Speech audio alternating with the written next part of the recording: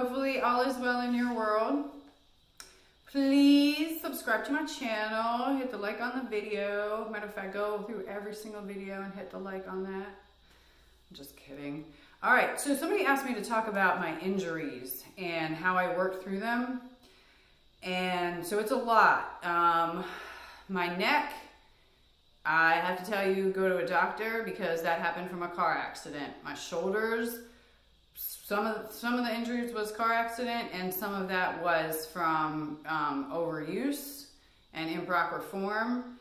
The shoulders can be rehabbed a lot easier. The exercises to rehab shoulders are pretty much universal and standard. For your neck, I cannot help you with that because everybody's different. Most people have bulging discs, but your neck is 360 and your disc can bulge any way in that. So for me, I can't do plow, but I can do, what is that? I can do contortion stuff. Like I can drop my head all the way back, but I can't drop my chin to my chest without getting a headache that radiates up through my neck. That's because of my bulging discs from a car accident. I injured my hips when I pushed splits too far or held them too long. So the only thing you can do with that is listen to your body. If it hurts, stop. If you feel like you're pushing too hard, you probably are. There's a time to push it and there's a time to make sure that the reason that it hurts is not because you're not there yet. I have a video called How to Save Your Shoulders. It shows you shoulder rehabilitation exercises, and also you can use these exercises to prevent shoulder injuries and strengthen your rotator cuffs as well.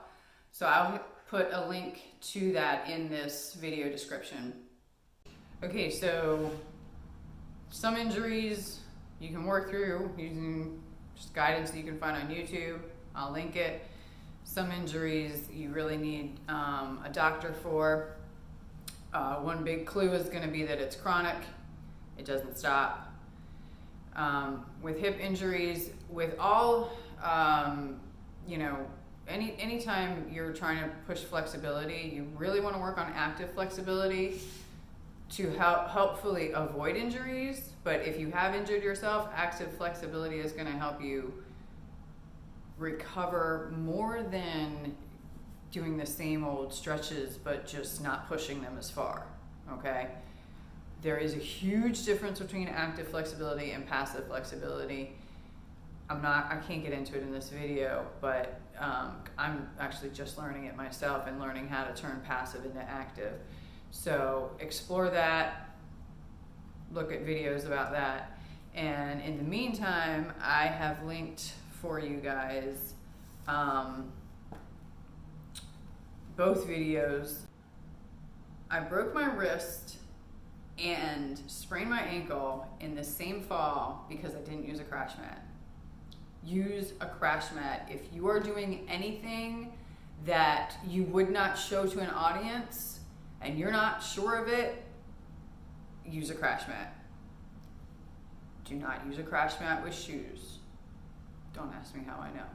One thing I have to note that has absolutely nothing to do with this video, if you've watched my other video about grip aids, I found out something that I find, I'm not gonna call it tragic, like hello, but yeah, so Wilson, my favorite grip aid, doesn't exist anymore. They stopped making it. I don't know why. So back to the hunt for grip aid. I haven't zapped my hands in probably a year, so I'm gonna have to do that again eventually. I was supposed to start it today, but I didn't, because when my hands aren't as sweaty, it's a lot easier. The grip aid doesn't matter as much, but when my hands are the way that they are naturally, when they're sweaty, there's only one grip aid that works for me. So hopefully I can find it somewhere else on the market.